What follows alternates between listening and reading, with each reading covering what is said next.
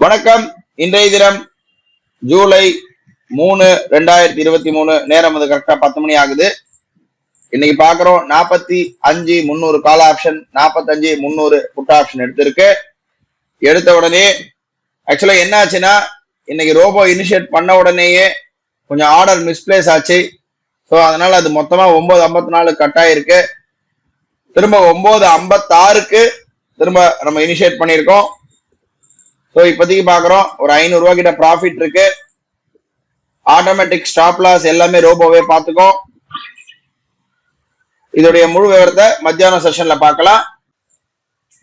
நேரம் பாத்தீங்கன்னா 10:45 ஆச்சு. நமக்கு வந்து ஆல்ரெடி நம்ம செட் பண்ணி வச்சிருந்தோம் ப்ராஃபிட். கரெக்டா பாத்தீங்கன்னா 3,390 ரூபாய் இன்னைக்கு ப்ராஃபிட் கிடைச்சது. இன்னைக்கு நல்ல மார்க்கெட் மூவ்மெண்ட் இருக்கக்கூடிய சிச்சுவேஷன் இது. இருந்தாலும் நமக்கு லாபம் வந்துருச்சு. ஏன்னா மார்க்கெட் போயிட்டு ரிவர்ஸ் ஆகும்போது ஆட்டோமேட்டிக்கா டைம் டிகே அதிகமா இருக்கிறதுனால இப்ப நம்ம பாக்குறோம். ஆர்டர் புக்கை பார்க்கலாம். காத்தால 9:54 இனிஷியேட் பண்ண நான் முன்னாடி சொன்ன மாதிரி அந்த எரர்னால 9:54 கட் பண்ணிட்டேன் எல்லாமே. 9:56 தான் ஸ்டார்ட் பண்ணேன். 9:56 45,300 கால 300 புட் எடுத்தது. 10:42 ரெண்டுமே ப்ராஃபிட்ல புக் ஆயிடுச்சு. இதுல பாத்தீங்கன்னா கால் 304 எடுத்தது 201 வந்துருச்சு. ஏன்னா அவ்வளவு டைம் டிகே இருந்தது. புட்டு பாத்தீங்கன்னா 284 எடுத்தது வந்து 318, அதாவது 278 எடுத்த புட்டு வந்து 318 கட் ஆயிடுச்சு.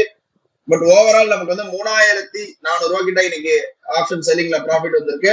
இதோட நாளை வந்து ஒரு புது ட்ரேட்ல சந்திக்கலாம். நன்றி.